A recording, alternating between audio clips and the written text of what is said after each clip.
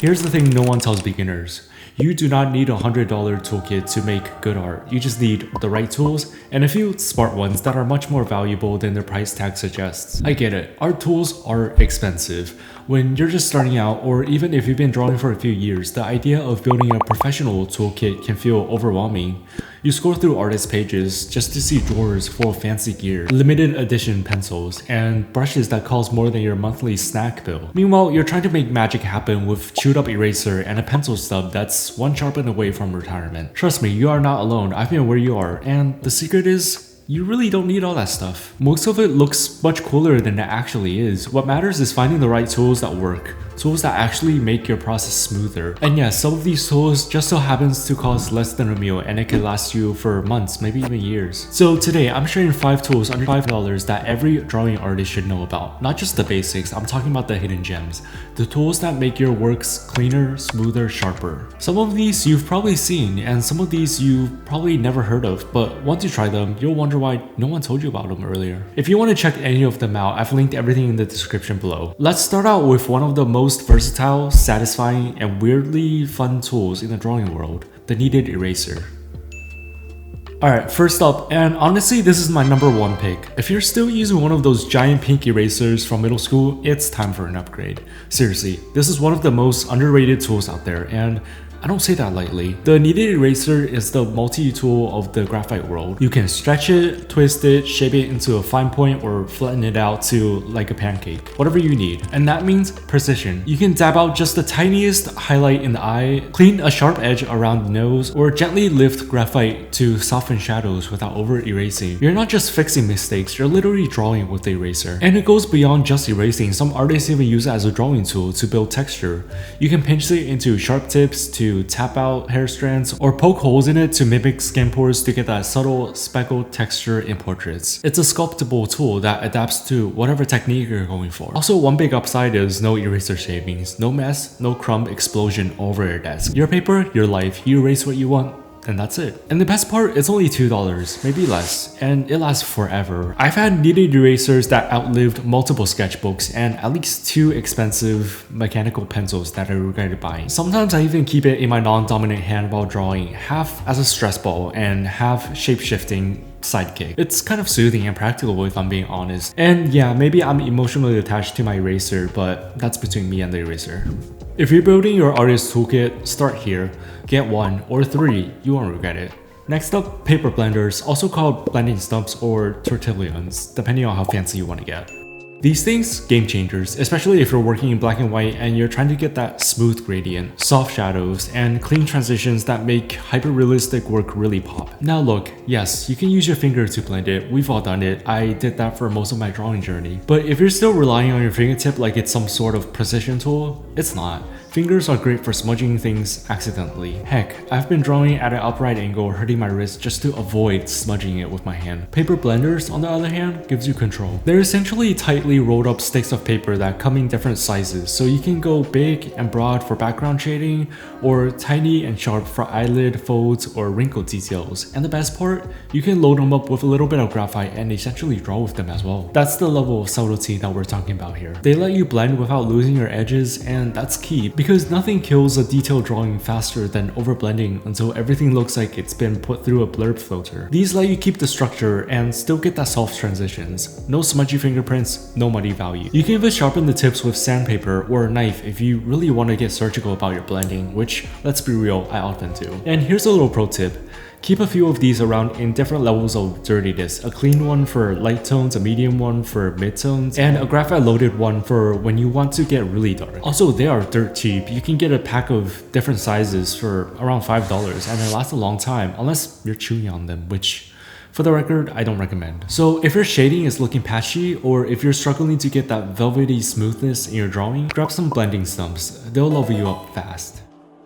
Alright, now let's talk about the Tombow Mono Zero Eraser, aka the sniper rifle of the eraser world. If you've ever tried erasing a tiny highlight with a regular eraser and ended up wiping out your whole drawing in the process, this one's for you. This thing is precision in stick form. It's basically a mechanical pencil, but an eraser. It comes in two shapes usually, a round tip and a rectangular tip, both super fine, both amazing for getting into tight spots. Think individual hair highlights, the sparkles in an eye, catching the light on the ridge of the nose, anywhere you need detail level erasing. Honestly, this is one of those tools I didn't know I needed until I had one and immediately fell in love with it. I now keep two loaded at all times, one for graphite heavy drawings and one reserved for cleaner works. Because once the tip gets a little dirty, you can even use it to softly lighten an area without completely erasing it. Control is the name of the game here. And if you're the type of person who likes to draw your darkest values first and carve in the highlights later, this eraser is your best friend. It's not bulky, it's not messy, it's just accurate, like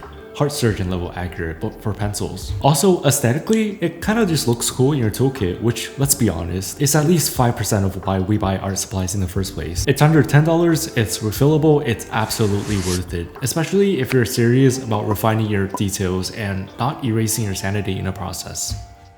Pencils. Now you may be wondering, why are we talking about pencils in a video about drawing? Isn't that the most basic, the only tool that you need? But no, we're talking about a specific type of pencil, something that's deceptively simple but criminally underrated: hard pencils. I'm not talking about the 2B, 4B pencils, I'm talking about the H's. The 2H pencils, the 4H pencils, and even the 6H if you're brave. When I first started drawing, I only used 2B pencils. I thought that was just the pencil, the standard. I figured I could get lighter tones by pressing softly and darker tones by pressing harder. Surprise. Technically, that's true, but no one told me was there was a whole world of control and cleanliness waiting on the harder end of the pencil scale. If you're outlining your drawings with an HB or darker, respectfully, it's time for a glow up. Hard pencils are my go-to for initial sketches and guidelines because the marks are so light, easy to erase, and won't muddy up your finished values later, which, if you have ever tried to erase an HB line from a light skin tone gradient, you know it's a nightmare. They're not just for planning. I use hard pencils for layering values slowly, especially in skin, fabric,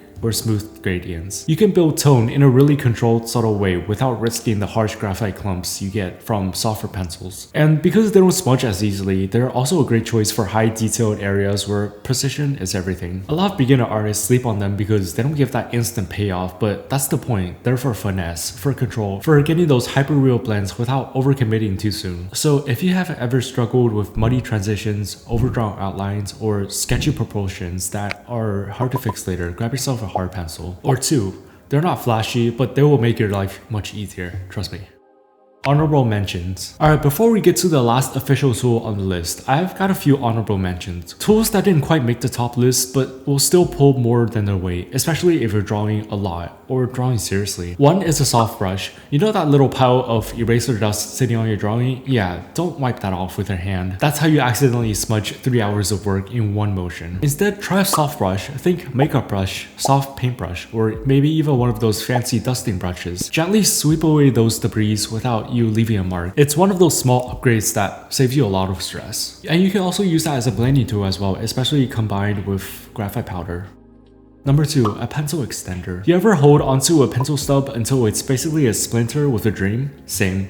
A pencil extender lets you keep using those tiny, well-loved pencils down to the last millimeter. And real talk, the best shading usually comes from those pencils that are usually on their last legs. They're broken in, comfortable. A pencil extender just lets you keep the magic going for a little bit longer. Number 3, masking tape. Not the duct tape of shame. Good old masking tape. Use it to tape down your paper, create clean borders, or block off areas for crisp edges. It keeps your paper flat, especially important if you're working with heavy pressure or layering, and helps your final piece look much more polished. But the main thing is just test it on your paper first. Some papers tear if the paper is too strong, and there's always a little bit of trial and error to it, but overall it's your secret for clean presentation. This is the final tool on the list, and I've saved my absolute favorite for last. If you don't know about this, prepare to have your mind blown. This is the Frankenstein fusion of two essential tools: the sharpness of a pencil and the magic of an eraser, rolled up into one beautifully unassuming stick of a graphite slaying power. You can sharpen it with a blade just like a normal pencil, and when I say sharp, I mean razor sharp. It gives you pinpoint control. It can carve out tiny little highlights of the eye and shine it into a strand of hair, clean up the edge of a lip or the color of a shadow, whatever it is, you can slice into it with surgical accuracy. It's also so much more than a mistake fixer. It's a drawing tool in its own right. I use it for hair, I use it for outlines, I use it to bring back glow in overworked skin. You can even lightly graze the paper to create skin texture, or tap in an area just to pull up the right amount of graphite. It's versatile, it's clean, it's oddly satisfying to use, and best of all, almost no one wants to talk about it. I'm not kidding. If I can only bring one eraser to a deserted island to make some artworks, it's probably this one right here. Get one, try it, and thank me later. So there you have it. 5, well actually a little bit more than 5, tools that are under $10 that actually make a difference. Not the flashy overpriced gear, just the quiet MVPs that help your drawing feel more intentional, more refined, and honestly more enjoyable to make. Whether you're brand new to graphite or have a few hundred hours under your belt, the right tools can make the process way smoother without wrecking your budget. And if something simple as a kneaded eraser or sandpaper can save you hours of frustration, that's a win. If this helped you or gave you something new to try, hit that like button, subscribe for more, and drop a comment letting me know which is your favorite tool or the ones that you regret buying the most. Thanks for watching, and I'll see you guys next time.